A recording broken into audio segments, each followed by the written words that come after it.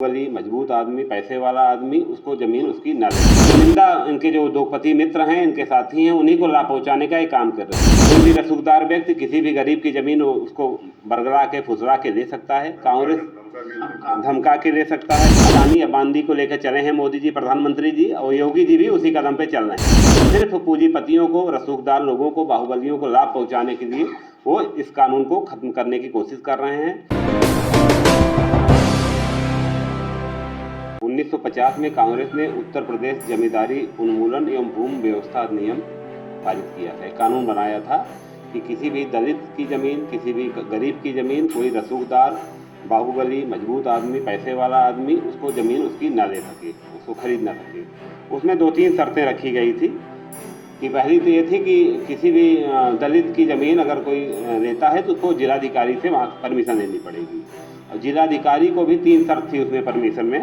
पहली शर्त थी कि जो ज़मीन बेच रहा है, ज़मीन बेचने के बाद उसके पास 3.125 एकड़ कम से कम ज़मीन हो, पास 3.125 एकड़ ज़मीन होनी चाहिए। अगर इससे कम ज़मीन है तो जिलाधिकारी उसको खरीदने की या बेचने की परमिशन नहीं देंगे। शर्त उसमें ये भी है कि ज़मीन बेचने वाली दलित का कोई वारिस ना बचा हो। दूसरी शर्त है कि अनुसूचित जाति का व्यक्ति किसी दूसरे प्रदेश में या कहीं और बस गया हो। तीसरी शर्त है कि परिवार के किसी सदस्य को जानलेवा बीमारी से ग्रस्त होने पर विपदा की स्थिति में इलाज के लिए ज़मीन बेचना उसके लिए अपरिहार्य हो गया। ये सभी कंडीशन में ही वो ज़मीन बेच सकता था या कोई उसकी ज़मीन खरीद सकता था, वो भी जिलाधिकारी की अनुमति से। लेकिन अभी हम लोगों ने समाचार पत्रों में पढ़ा कि किस तरह उत्तर प्रदेश सरकार के मुख्यमंत्री माननीय योगी आदित्यनाथ जी ने इसमें बदलाव, कानून को ही ख़त्म करने जा रहे हैं। इस कानून में उन्होंने छेड़छाड़ की है, कानून में वो संशोधन कर रहे हैं कि कोई भी किसी की ज़मीन ले सकता है। इसका यह परिणाम होगा कि कोई भी रसूखदार व्यक्ति किसी भी गरीब की ज़मीन उसको बरगला के फुसला के ले सकता है। कांग्रेस धमका के ले सकता है।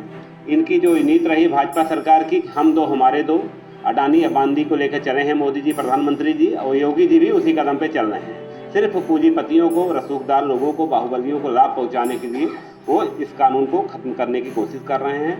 लेकिन कांग्रेस पार्टी हमेशा से दलित भाइयों की लड़ाई, मजलूमों की लड़ाई, गरीबों की लड़ाई सड़क से लेकर सदन तक लड़ती आई है। आज पूरे प्रदेश में कांग्रेस के लोगों ने जिलाधिकारी के माध्यम से ज्ञापन दिया है। हम लोगों ने भी महामहिम राज्यपाल महोदय को ज्ञापन दिया है, उनसे मांग की है कि इस कानून में जो छेड़छाड़ हो रही है ना किया जाए, क्योंकि इसके पहले भी एक सरकार ने करने की कोशिश की थी, कांग्रेस ने इसका मुंहतोड़ जवाब दिया था, विरोध किया था, वो नहीं कर पाए। तो हम लोग ने आज ज्ञापन दिया है और आज आप लोगों के माध्यम से हम यह बात शासन प्रशासन तक पहुंचाना चाहते हैं कि और आम जनता तक, जिले की जनता तक पहुंचाना चाहते हैं कि सभी लोग इसमें हमारा साथ दें। इस कानून का संशोधन ना हो, इस कानून को खत्म ना किया जाए, जो कांग्रेस ने गरीबों के हित को ध्यान में रखते हुए, मजलूमों को हित को ध्यान में रखते हुए 1950 में बनाया था। अन्यथा की स्थिति में कांग्रेस पार्टी इसका बढ़ चढ़ कर विरोध करेगी। सड़क से लेकर सदन तक हम लोग इसकी लड़ाई लड़ेंगे। इस पे देख रहे होंगे आप लोग, जैसा हमने कहा कि हम दो हमारे दो, ये डबल इंजन की जो सरकार है, सिर्फ चुनिंदा इनके जो उद्योगपति मित्र हैं, इनके साथी हैं, उन्हीं को लाभ पहुँचाने का ये काम कर रहे हैं। जब कांग्रेस की सरकार थी 2014 के पहले, तब महंगाई इनके लिए डायन थी, आज महंगाई इनके लिए डार्लिंग बन गई है। कहीं कोई भी नेता इस बारे में नहीं बोलता है। तब यही अमेठी की सांसद बढ़ चढ़ कर विरोध करती थी, सिलेंडर लेके सड़क पे बैठती थी। लेकिन आज अगर इसे आप लोग मीडिया के, समाज के चौथे स्तंभ हैं, मीडिया के सम्मानित साथी हैं, आप लोग अगर इस पर उनसे सवाल करें तो उस पर भी वो गोलमोल जवाब देंगी। अन्यथा अभी हमने पढ़ा था कि सवाल पूछने पर पत्रकार के ऊपर मुकदमा दर्ज कर दिया गया।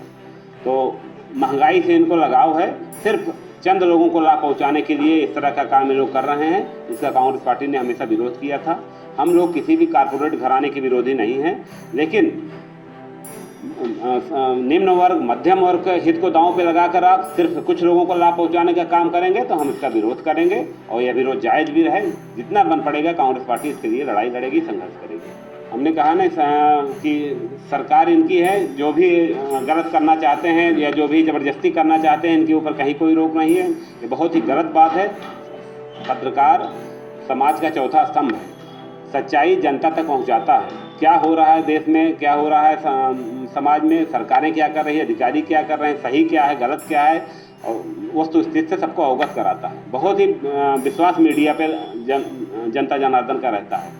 और सर उनके ऊपर ये पाबंदी लगाना कि उनके सवाल पूछने पर आप मुकदमा दर्ज कर रहे हैं, बहुत ही गलत है, बहुत ही निंदनीय है। एक तरफ आप कहते हैं कि मीडिया को आज़ादी है सवाल पूछने की, मीडिया के लिए सुरक्षा की बात करते हैं, मीडिया के लिए आपकी बात करते हैं, लेकिन जब सब्सक्राइब कीजिए आपका अपना चैनल NDTV भारत।